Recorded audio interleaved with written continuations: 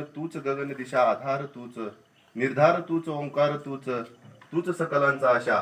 अशा कर्मवीरांच्या जयंतीनिमित्त आज आपण सर्वजण या ठिकाणी जमलेलो आहोत. खरं तर कर्मवीर भाऊराव पाटील रयत शिक्षण संस्था आणि मी असं म्हणतो माझं वैयक्तिक फार जवळचं नातं आहे. जवळच एवढ्यासाठी माझं गाव काले आणि या काले गावातच या संस्थेची स्थापना झाली याचा मला निश्चित अभिमान आहे, कारण मी त्याच गावातून येतो. दुसरा सांगायचा संबंध म्हणजे ज्या ठिकाणी आज आपल्या रयत शिक्षण संस्थेचं मध्यवर्ती कार्यालय आहे सातारा या ठिकाणी, ते माझं आजोळ आहे. त्यामुळे संस्थेचा वडिलांच्याकडून आणि आईकडून असं दोन्हीकडून माझा संस्थेशी संबंध येत गेला.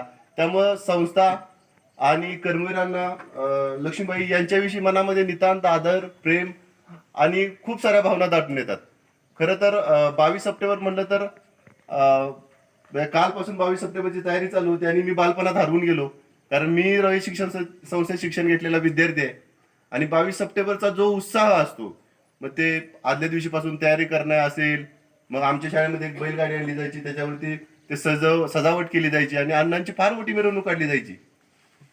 आणि लहान असताना तुमच्या वयाचं असताना कळायचं नाही की कर्मवीर अण्णांचा हा कार्यक्रम म्हणून एन्जॉय करायला खूप छान वाटायचं त्या वयात, कारण कार्यक्रम मनोरंजन हा या वयात उद्देश असतो.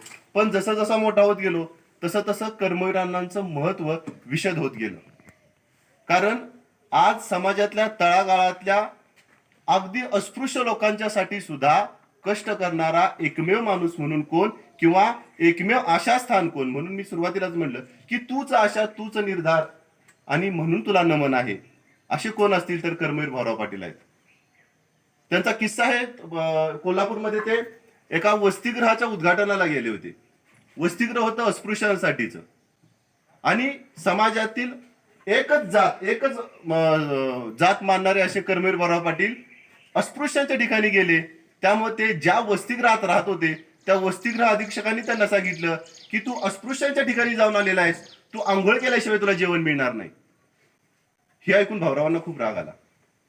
भाऊरावांनी सांगितलं की मी आंघोळ नाही करणार, अस्पृश्य नाहीये, एकच जात आहे मानवता, आणि मी त्यांच्याशी भेटून आलेलो आहे, मी आंघोळ करणार नाही. असं बोलल्यानंतर वसतिगृह अधीक्षकांनी त्यांना जेवण दिलं नाही. अण्णांनी सुद्धा जेवणाचा पहिल्यांदा नकार दिला, पण शेवटी म्हणतो ना माणसाला भूक राहून देत नाही. मध्यरात्र झाली, भाऊरावांना भूक लागली.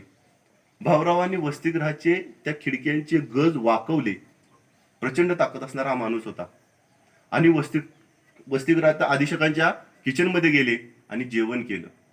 हे दुसऱ्या दिवशी ज्यावेळी वसतिगृह अधीक्षकांना कळालं, त्यांनी अण्णांना सामानासह हाकलून दिलं. आणि ही गोष्ट कोल्हापूरच्या शाहू महाराजांना कळाली.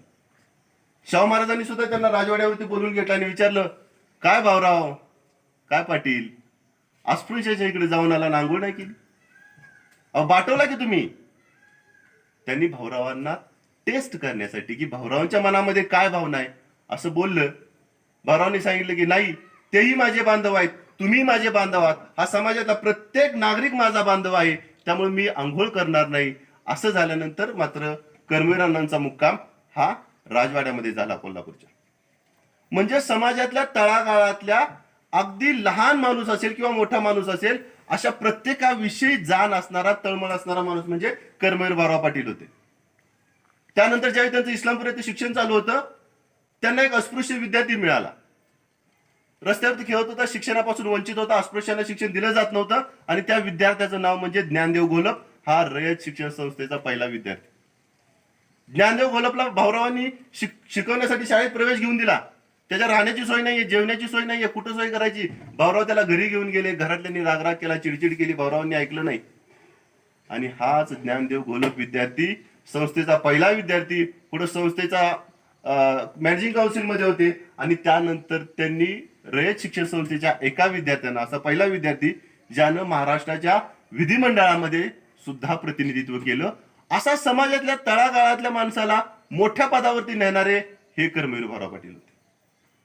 कर्मवीरांचे तुम्ही जर विचार ऐकलेत, तुम्ही कर्मवीरांच्याकडे कधीतरी सातारला जाऊन या, धनीच्या बागेत जाऊन या.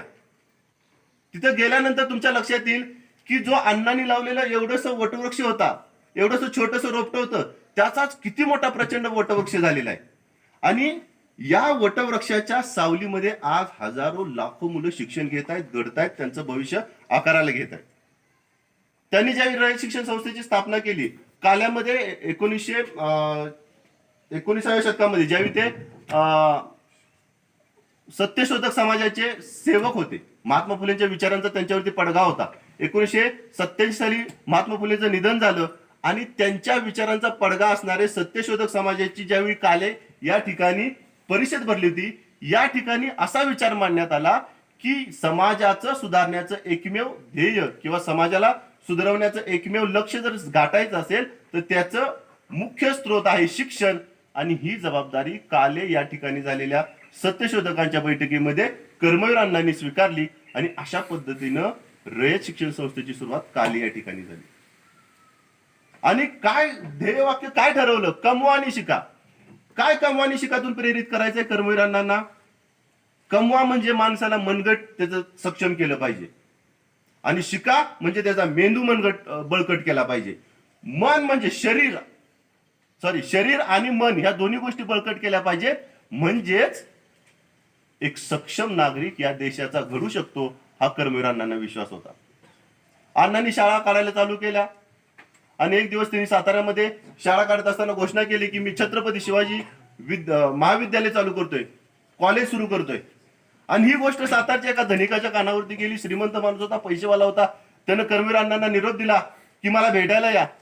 ज्यावेळी कर्मवीर भाऊराव पाटील भेटायला गेले त्यावेळी त्यांनी 1 लाखाचा चेक लिहिला आणि भाऊरावांच्या समोर दिला. 2 मिनिटं भाऊरावांना दिला आणि सांगितलं हे तुम्हाला 1 लाख रुपये, तुम्हाला कॉलेज चालू करायचं ना, हे 1 लाख रुपये तुम्हाला दिले. फक्त एक अट आहे, ह्याच्यानंतर लागणारे सुद्धा पैसे मी द्यायला तयार आहे. तुमच्या कॉलेजला माझ्या वडिलांचं नाव द्या. हे ऐकता क्षणी भाऊराव ताडकन उठले, म्हणले एक वेळ स्वतःच्या बापाचं नाव बदलीन पण छत्रपती शिवाजी महाराजांचं नाव बदलणार नाही. असा स्वाभिमानी असणारा माणूस म्हणजे कर्मवीर भाऊराव पाटील होते. आणि याच भाऊरावांच्या प्रेरणेतून आज हजारो मुलं शिक्षण घेत आहेत. त्यांनी त्यावेळी एक योजना राबवली होती, 1 मूठ धान्य द्या आणि 1 रुपया द्या. मी समाजातल्या गोरगरिबांना शिकवतो. आणि आज किती मुलं शिक्षण घेत आहेत? हजारो लाखो मुलं शिक्षण घेत आहेत, घडतायत. आज बऱ्याचशा शिक्षण संस्था आलेल्या आहेत, पण माझा दावा आहे या शिक्षण संस्थेचे जे कोणी संचालक असतील ते सुद्धा आपल्या रयत शिक्षण संस्थेचे विद्यार्थी असतील. त्यामुळे ह्या सगळ्या संस्था सुद्धा आपल्याच शाखा आहेत असं मी म्हणू इच्छितो. कारण इथला प्रत्येक नागरिक हा आपल्या शाखेत घडलेला, आपल्या संस्थेत घडलेला आहे. आणि मग जाता जाता मात्र मी एवढंच सांगू शकतो, आज अण्णांना मला फक्त एवढं सांगायचं आहे, अण्णा तुमचा वटवृक्ष आता खूप बहरला आहे, त्याच्या छायेमध्ये पाखरेही किलबिल करत आहेत. तुमच्या शिक्षणाच्या तळमळीचे बळ आता पाखरांच्या पंखात आले आहे.